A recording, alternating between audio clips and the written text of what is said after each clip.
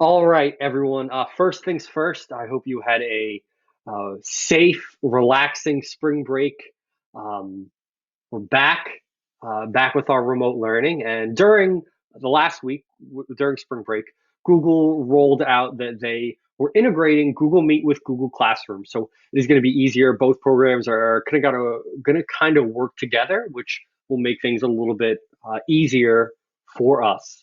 So before we jump into the specifics of that, I just wanted to talk about some of the safety guidelines. The state, the Attorney General just put out a cyber safety alert, and it has it here. If you can't really see that, you can. It is hyperlinked, so you can click on it here. So take advantage of whatever you're using their settings. So if you're using Zoom and you're comfortable using Zoom, make sure you're not making your event public. You're not putting the code out there, that you're utilizing a waiting room. So students have to enter, you see them by name, then they're able to join it. Verifying attendance, um, going through the security settings and making sure that you're able to keep the video conferencing safe. So these are some great tips.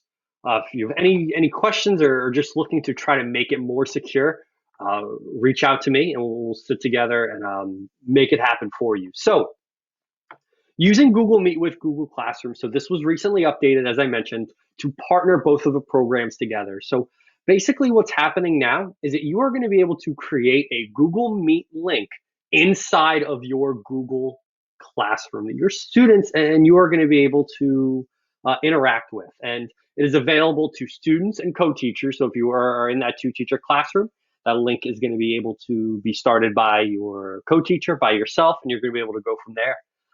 That link is going to appear in the Google Classroom. It is going to appear in the banner, and it is going to appear in classwork.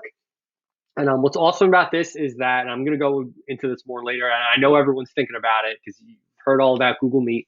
The teacher is the one who starts the meeting. The students cannot go in and just click on the link and start it whenever they want. The teacher has to start the meeting. So setting this up is fairly simple. It's just a couple clicks. I've included a GIF here, so if you just want a quick, boom, how to do it, it'll replay for you over and over again.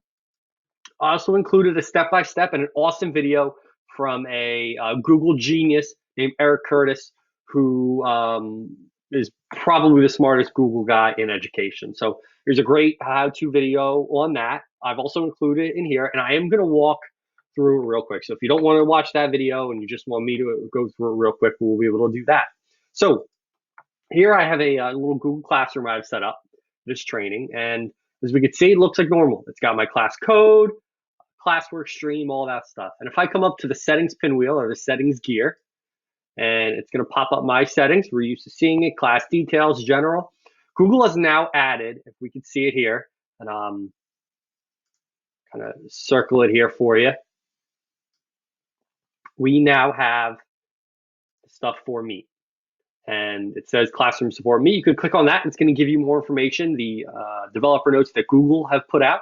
We can see here it has a link to a meeting that is created for this Google Classroom. Now, right now I have it off. It is not visible to students, as we just saw. It is not there. When students go, it is going to look like their normal Google Classroom.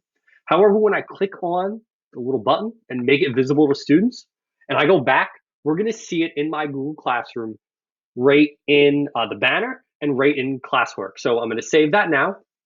It's going to save my settings and bring me back. So as we can see right here, in my Google Classroom, in my stream, it has a Meet link. And when students go into classwork, it has the link for Meet as well. And I said it before, I'm going to say it 4 or 5 more times. The students cannot start the meeting by themselves. Our tech team recently just updated the settings, our student settings in Google Meet. So students are no longer able to start meetings. Students are no longer able to record meetings, and students are no longer able to stream meetings. So it is much better for on our end that they have a little bit less responsibilities and more restrictions. So when I click on that Meet link, it's going to bring me to Google Meet, just like it normally would. and it will say, um, join now, no one else is here. For the sake of this, I am going to turn my camera off on here so I can just join it.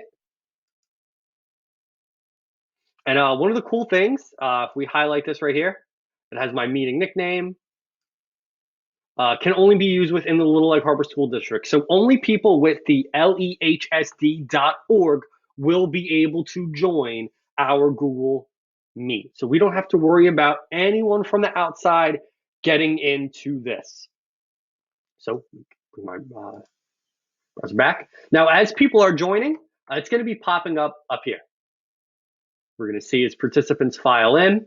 And one of the things as a participant does, you're going to be able to mute them. You're going to be able to remove them. So if you have a student that's in there that you don't want in there, you can click on their name and there's a little minus bar. You can click on that and remove them from the Google Meet. So I'm going to get into a little bit more of that later because you still, even if you leave a Google Meet, students can still stay. So you're going to have to remove your students or ask them to leave, then you end the meeting and then you're good to go. But again, I am going to talk about that a little bit later.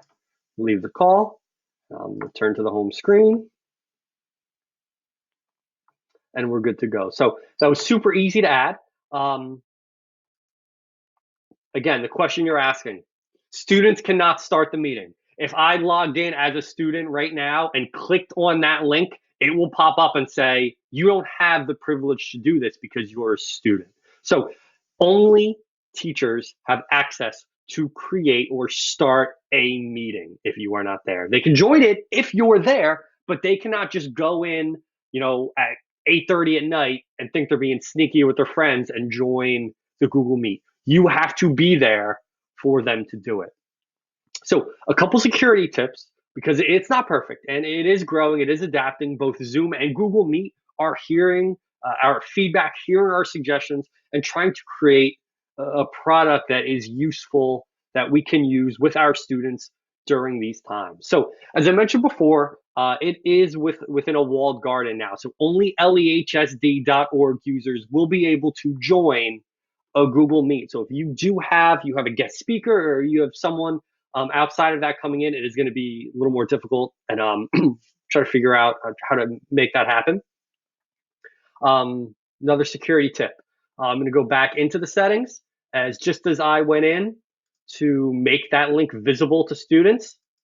I can turn it off and it is no longer going to be visible. So if you want them to have no access to it, turn it on from that 8 to 3, turn it off when it's done. Remember, students cannot just join the link by themselves. You need to start it. So definitely some more peace of mind.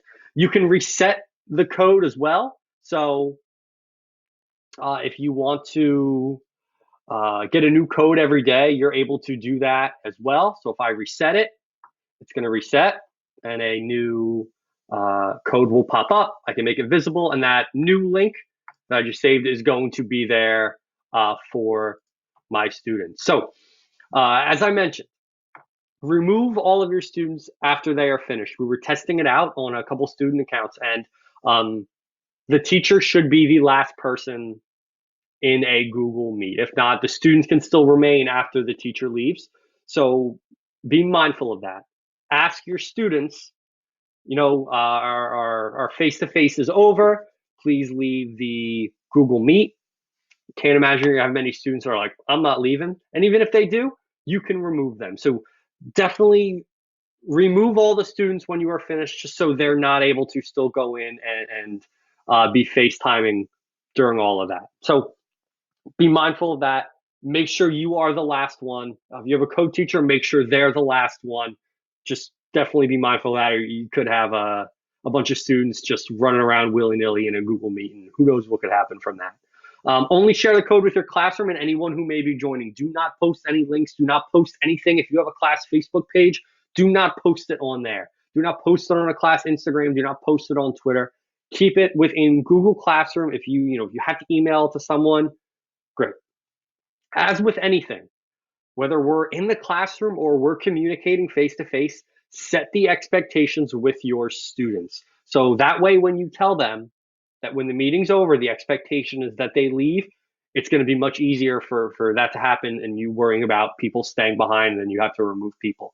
And not just with that, but setting the expectations when you are having a virtual online lesson, that mics are to be muted and students are to communicate appropriately as you see fit in your classroom. You can mute participants as needed. The same way I went in and I clicked, you could click on a name, you can mute people. As I mentioned before, manage participants, remove them as needed. And another time, students can no longer start meetings, record meetings, or stream the meetings. So before it was like, oh, if I send them a link, they could join it and then join it again. Not anymore. Our students in Little Egg Harbor School District are not able to start a Google Meet. So definitely that's more peace of mind that we have going forward. And last but not least, I do want to share a couple of resources that you could use going forward. So first off, as I mentioned before, Eric Curtis, he is a Google genius. He has a ton of resources on his website about Google Meet, about Google Classroom, Google Hangout, about everything. It is awesome. So if you have the time, I hyperlinked it. It's there as well. There's also a Google Meet guide from Brad Curie. He's an administrator up in North Jersey. He posted this onto Twitter, and the link is here as well. Just some info with Google Meet, how to make it more secure, how to customize it to make it yourself. Here's an awesome Google extension that you can add to Chrome. Everyone always complains, oh, I can't see everyone at one time like I can with Zoom. If you install the extension, you're going to be able to apply a grid layout to your Google Meets. And last but not least, I put together a Wakelet collection of a few whiteboard resources that has been a common request. A lot of people looking for a whiteboard site. There are a few out there that are free. Try them out. Everyone is different. Some have live whiteboards, some have whiteboards that your students can participate in. Whatever you're looking for, play around with it. If you have any questions with that, let me know. I've already sat with a couple people and played around with it, trying to figure out what they need a whiteboard for and what works best for them. So this is here. If you need to reference it, take a look. If you need to ask me any questions, go for it, whether it's Zoom or Google Meet. Best of luck going forward. If anyone has any questions at all, like I said, please do not hesitate to ask. And let's keep going hard. Everyone's doing a great job with it, and I'm looking forward to seeing what the next week holds. So have a great day.